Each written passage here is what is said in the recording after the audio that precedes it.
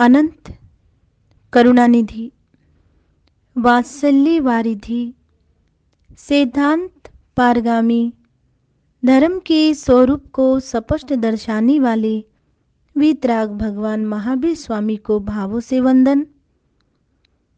वर्तमान आचार्य सम्राट ध्यान योगी युग पुरुष शिवाचार्य भगवान के श्री चरण सरोजों पे शत शत नमन करती हूँ। मम हृदय निवासिनी गुरनी मैया स्वर्ण संयम आराधिका तप चंद्रिका श्रमणी गौरव श्री वीणा जी महाराज साहिब के श्री चरण सरोजों पे कोटि कोटि नमन करने के उपरांत धर्म प्रेमी बंधुओं, माताओं एवं भवि जीवों, आप श्रवण कर रहे थे कल ऐसे सुदृढ़ सुश्रावक की जिनका नाम अरहनक है, जो यात्रा पर निकल पड़े थे। पिशाच का सामना हुआ, संकट सामने खड़ा है, लेकिन वे अपने धर्म पर पूरा विश्वास रखकर धर्म ही मेरी रक्षा करेगा, इन शब्दों के द्वारा अपनी आत्मा को पावन कर रहे थे। और उन्होंने ऐसा कहकर सागारी संथारा ग्रहण किया था और अरहनक आत्म ध्यान में तल्लीन हो गए थे। तो आज देखते हैं कि आगे किस प्रकार उनका जीवन और ज़्यादा धर्म में दृढ़ होता है। कहते हैं कि वे ध्यान में तल्लीन हो गए, जीवन के मोह और मृत्यु के भय को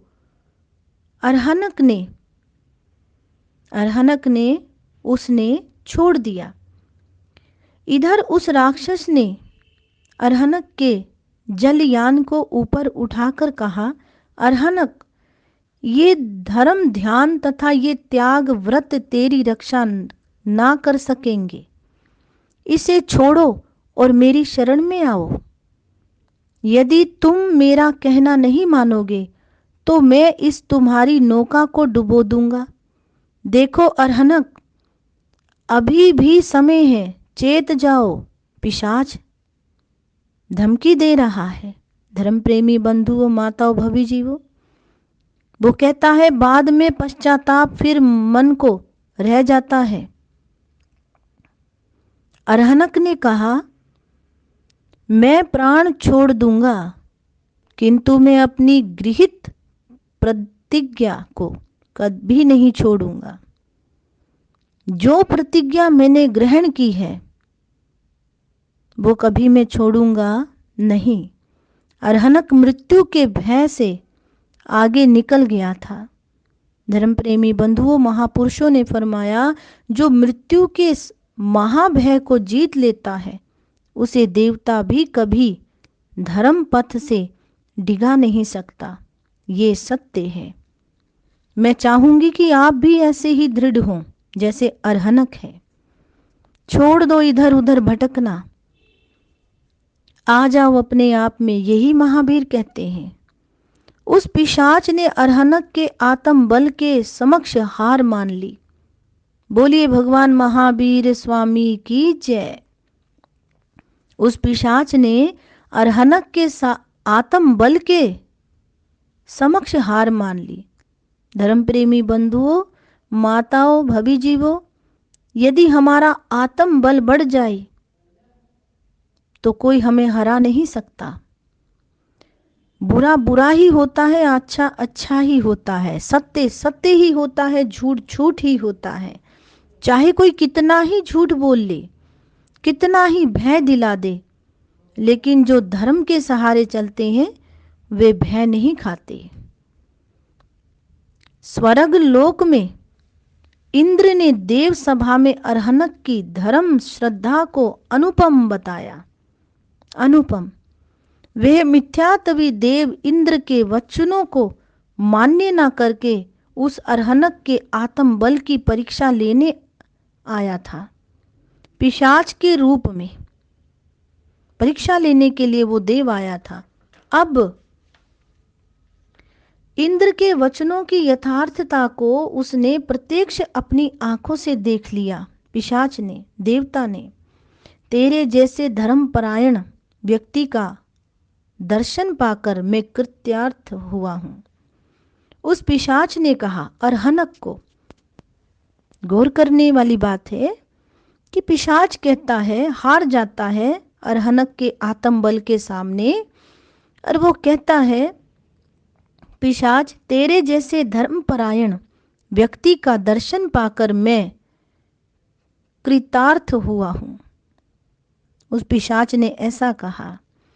अपनी धर्म परीक्षा में उत्तीर्ण होने के बाद अरहनक ने अपना ध्यान खोला और कहने लगा, मुझे विजयी होने का अहंकार नहीं है, मुझे विजयी होने का अहंकार नहीं है।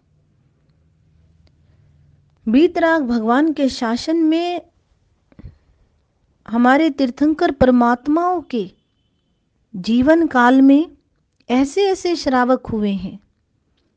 इन वार्ताओं को गौर से सुने धर्म प्रेमी बंधुओं, माताओं, भवि जीवों, कि अरहनक किन शब्दों को बोल रहे हैं। केवल मात्र सुनना नहीं है, इसे ग्रहण भी करना आत्मा का धर्म है। वो कहते हैं, मुझे विजयी होने का अहंकार नहीं है, मेरा धर्म बच्चा, मेरी नौका बची, मेरा धर्म बचा, मेरी नौका बची, और मेरे सभी साथी भी बच गए। यही मेरे लिए सर्वाधिक प्रसन्नता का विषय है। यदि तू समझता है कि दुनिया में धर्म ही एकमात्र जीव का रक्षक है, तो आज से तुम धर्मात्मा लोगों की परीक्षा लेना छोड़ दो, ऐसा अरहनक कह रहा है। देवता फिर बोला, मैं तुम पर प्रसन्न हूं, जो इच्छा हो कहो, तेरी वही इच्छा पूरी करूंगा।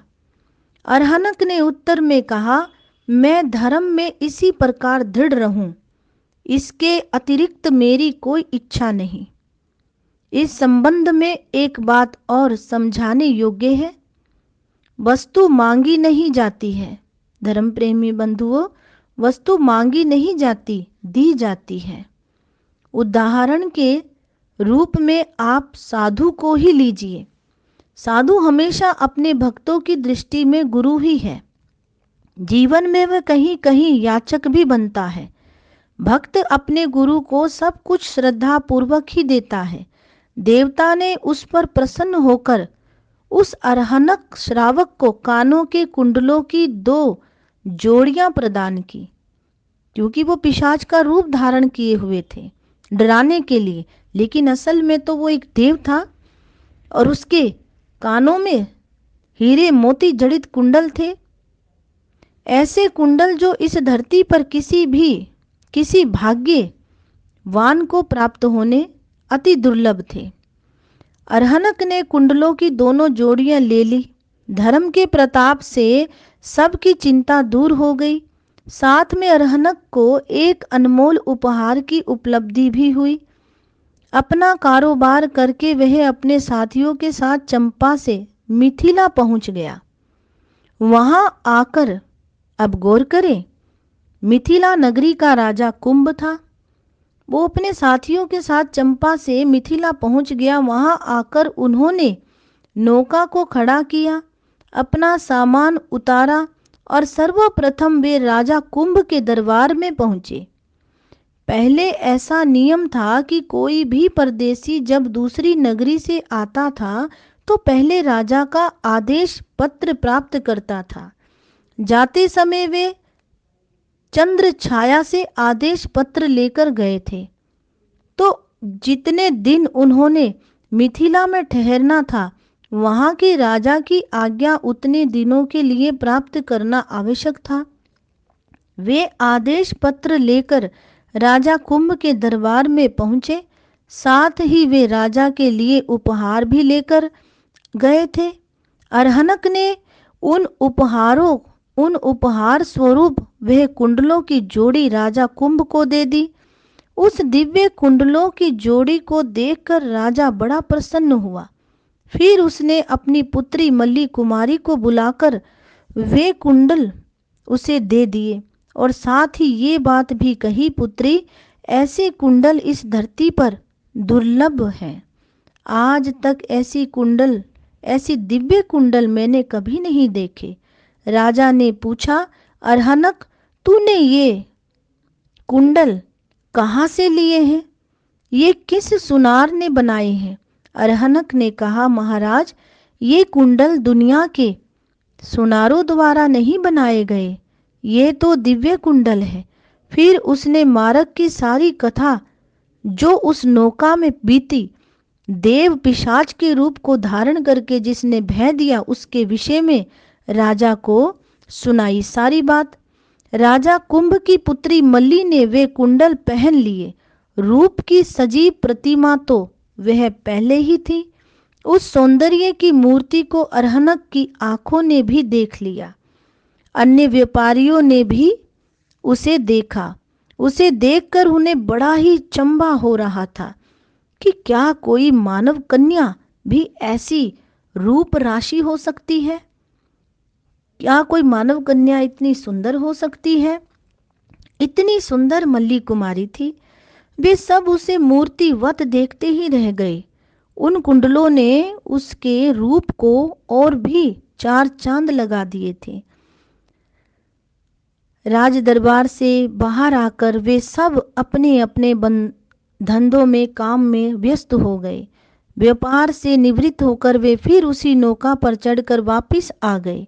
जब वे वापस अपनी नगरी में पहुंचे तो सबसे पहले राज दरबार में गए और दूसरी कुंडलों की जोड़ी अरहनक ने राजा चंद्र छाया को दे दी। चंद्र छाया ने उन कुंडलों को देखा तो बहुत ही प्रसन्न हुआ। राजा ने पूछा, क्या ऐसी एक ही जोड़ी है? क्या ऐसी एक ही जोड़ी है? अरहनक ने कहा, मेरे पास एक जोड़ी और थी, वो तो मिथिला के नरेश राजा कुंभ को दे दी थी। उसने वे कुंडल अपनी पुत्री को दे दिए, जिसका नाम मल्ली कुमारी है। तब राजा ने पूछा, मल्ली कैसी है? उसका रूप, यौवन व सौंदर्य कैसा है? अरहनक और अन्य व्यापारियों ने चंद्र छाया को बताया कि तुम्हारे सारे अंतपुर में मल्ली कुमारी सरीखी कोई भी रानी नहीं है। जिसके रूप की कहानी सुनकर ही व्यक्ति आसक्त हो जाता हो, तो फिर सोचे जरा कि देखने के बाद तो उसकी क्या हालत होगी। ऐसा महापुरुषों ने कथानक में फरमाया है। धर्म प्रेमी बंधुओं, अभी तो चंद्र छाया ने उसे देखा ही नहीं, केवल सुना ही है मल्ली कुमारी जी के बारे में। चंद्र छाया उनके ध्यान में खो गया और फिर दूत को बुलाकर कहने लगा, दूत, राजा कुंभ के पास जाकर कहो, मल्ली कुमारी को पत्नी के रूप में मुझे प्रदान करे। इस प्रकार का प्रस्ताव लेकर दूत राजा कुंभ के पास पहुंचा। राजा कुंभ उसके प्रस्ताव का क्या उत्तर देते हैं, ये आप कल के प्रवचन में श्रवण करेंगे। जैसा महापुरुषों ने अंकित किया वैसा आपके समक्ष रखने का सदप्रयास किया है। धर्म प्रेमी बंधुओं, माता भवी जीवों, बुराई की हमेशा हार होती है और अच्छाई की हमेशा जीत होती है। पिशाच के बुरे भाव का हार हुआ और अरहनक की जीत हुई। वो अपने व्यापार में अग्रीण हुआ और अपनी नगरी में वापस आया। चंद्र छाया राजा का प्रसंग प्रारंभ हो चुका है। तो कल आप श्रवण करेंगे इससे आगे क्या होता है। इन्हीं शब्दों के साथ ओम शांति। मल्ली जिन बाल ब्रह्मचारी, देखन को आए नर नारी। मल्ली जिन बाल ब्रह्मचारी, देखन को आए नर नारी। बोलिए मल्लीनाथ भगवान की जय।